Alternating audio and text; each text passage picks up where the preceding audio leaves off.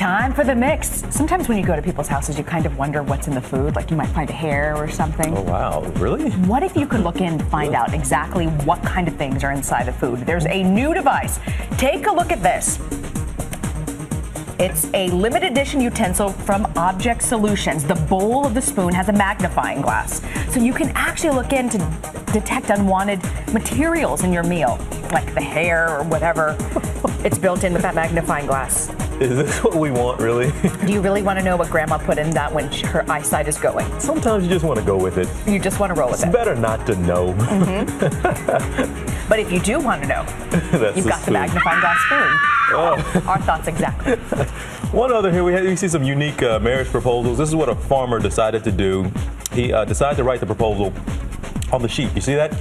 Will you marry me is what he wrote. Now, a ewe, again, I didn't grow up on a farm, but apparently some people did. I didn't remember from my school days that a ewe is a female sheep. So, that's right. Is that offensive to the woman? He said, will you marry me? Or is it supposed to be cute? I would say it's not a bad story. Man, I was hoping we could avoid that. You knew it was coming. I knew it was coming. But she said yes, by the way. She did say yes. They say that a way to a man's heart is food. It might be also the way to a dog's heart.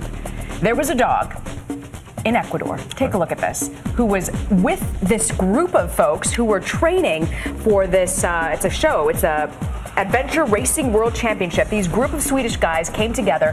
One of them fed that dog, stray dog, a meatball. The dog followed him everywhere. They got in canoes, he got in canoes. He paddled behind him, they went hiking, he went hiking. They admitted they gave him a little bit of help along the way. It's a pretty intense competition.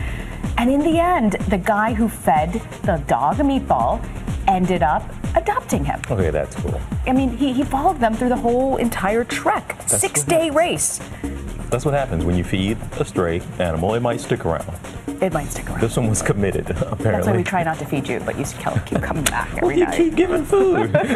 Last thing here. We know Santa uses reindeer, but now we got the police force in Russia possibly using reindeer as well. Yes, for policing, actually. There are some really cold and treacherous areas in Russia, and there's this Arctic area where there's a lot of crime, the Arctic tundra region. It's so far north that they have a hard time. They use snowmobiles now, but they run out of gas, they break down. Reindeer can actually handle the terrain, and they're considering now using reindeer, and they would ride them around to police this particular area. So a real reindeer patrol. See, don't mess with Santa. He was onto something very early on, years ago. Santa knew. Don't doubt Santa.